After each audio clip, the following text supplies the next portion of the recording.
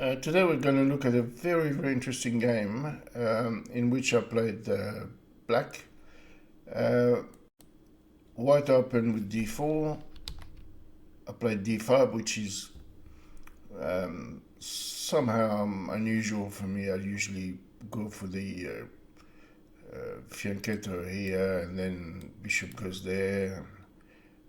This pawn actually goes to d6 rather than d5. So it's a completely different system, and my opponent plays the Queen's Gambit. Now, one of the opening weapons that I have in my arsenal is the what's called the Albin center counter, which is e5. It has a lot of poison, and this is the reason why you will see a lot of grandmaster in this position play knight f3 before they play c4 to avoid this counter gambit. So he pushes c5, which is a clear indication that he doesn't know the theory of the gambit. So if you're going to play certain openings like the Queen's Gambit, you may as well know what black can do in reply. Now, the interesting thing here is really the main line is take. Although this video is not about the opening, we're going to have a look at what made the Albin center counter famous. d4, e3, check, bishop d2, and now the first surprise. Just that. Giving up the bishop. It looks like you're giving up the bishop for nothing, but after taking here with check, if the king takes f2 like this, you just pick up the queen. So I don't want to do that. So obviously the king is going to move up, and you take with check.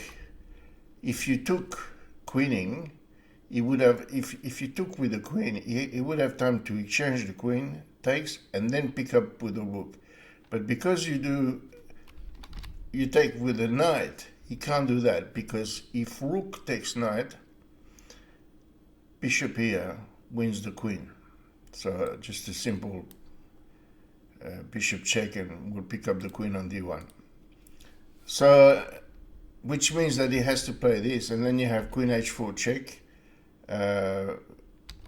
Now, he's clearly backpedaling. You can afford to play simple moves like knight c6 here. And it's very difficult to play. One of the defenses is this, and then just queen d4 check. You don't have to exchange material. The king ends up on c1, and you got a knight here, and then you got simple moves like that. And if it's a whole different game, but if he goes there, you just take on g2, and what is he going to do when you take on g2? So that's the gambit is very aggressive, and as what you have to know it. Okay, so we move on with the game. Take, knight c6, queen c3, d4. Very important to put that pawn here. He backpedals a bit. Bishop e6, just a normal development move. Now, he does that with the view to solidify his c5 pawn and really with b4, but we don't want to allow that. So what we do here is we just play a5. Now he asked the question to my pawn in the center, and also this bishop now can go out anywhere. So what I decided to do here is just simply play queen d5, so that if the bishop had any idea of coming out, then g2 would be attacked here.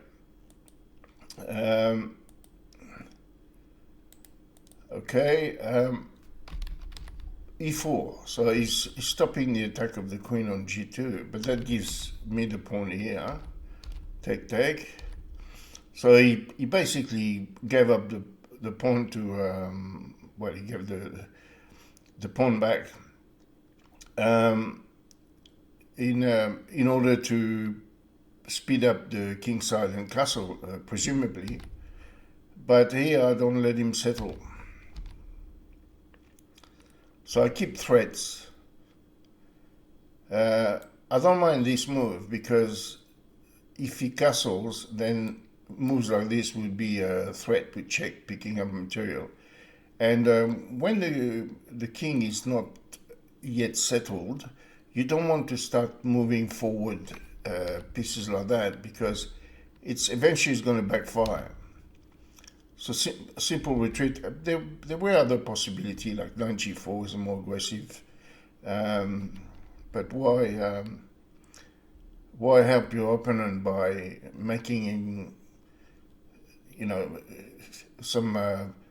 giving him some obvious move? Knight here, the obvious move is h3, and I don't want him to have freebies on me, so I just go back and see what he does. He goes there. He always wanted to pin that knight. Probably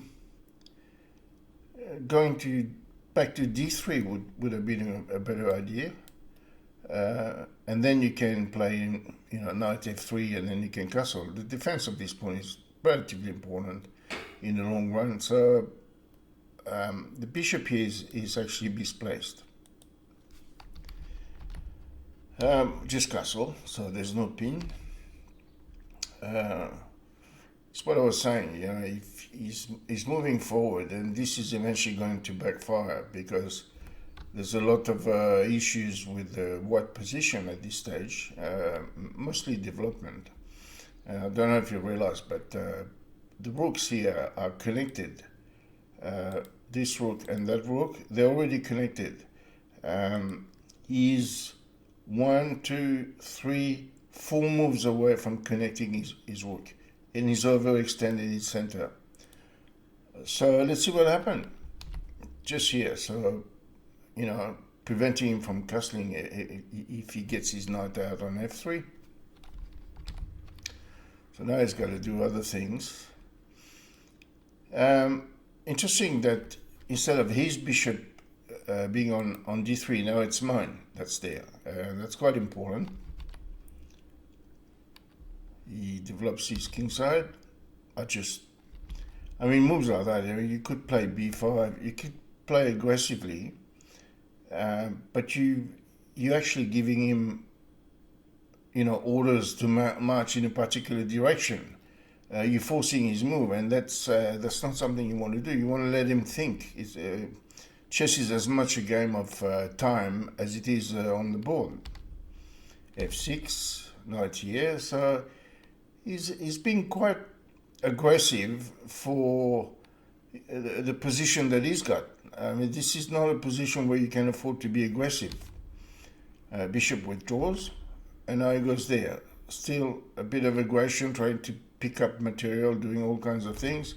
But now we do this, and he thought he worked out the tactics by playing here, which he probably does, but what needed to be appraised is the final position.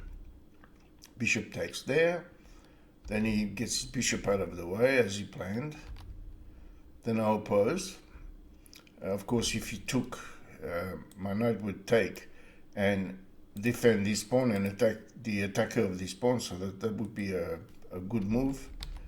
He doesn't, he takes, take. Now take on f5. And he continue with his grid, and his king is in the center. That's the one thing you don't want to do at chess, is to have your king solidly planted in the middle and not and start picking up pawns on the side of the board. Okay, so now we have to find a move that causes him trouble. So it's quite an easy move to find. And now just knight here threatening the g2 pawn. Although I don't really intend to take. The main threat is this. Check and picking up the piece. So he's allowing my pieces forward with gain of time, gain of tempo, and he can't look after everything. So it just goes there to prevent the check. Now, I would be probably willing to pick up g2, and then check on f4. But it's distracting from the real theme of this game, which is the king isolated in the center. And the more question I can ask him, the more he's likely to go wrong. I mean, this position is already objectively lost. But here I decided not to take on g2 because I just don't want counter-attack on my kingside position. So I just play knight c4. The house is not on fire. Just let him think. Let him decide what he wants. And I'd rather pick up that pawn than that one. It really does make sense. He goes back here. Well, probably, I think it would have been probably better to play here on d2. You don't want to cut the communication between your rooks. And now, a simple move in this position, which just completes the cremation. Rook here. Now, what has happened in this game after, all the moves that I've made is that this king is in the center. He doesn't have a lot of good scope for his pieces, and his time is dwindling down. And after rook a to c8, he actually lost some time because he couldn't find anything to do. He could play rook c1, knight takes check, and that's not looking good at all. The king can try to escape here, but then, I don't know, rook e2,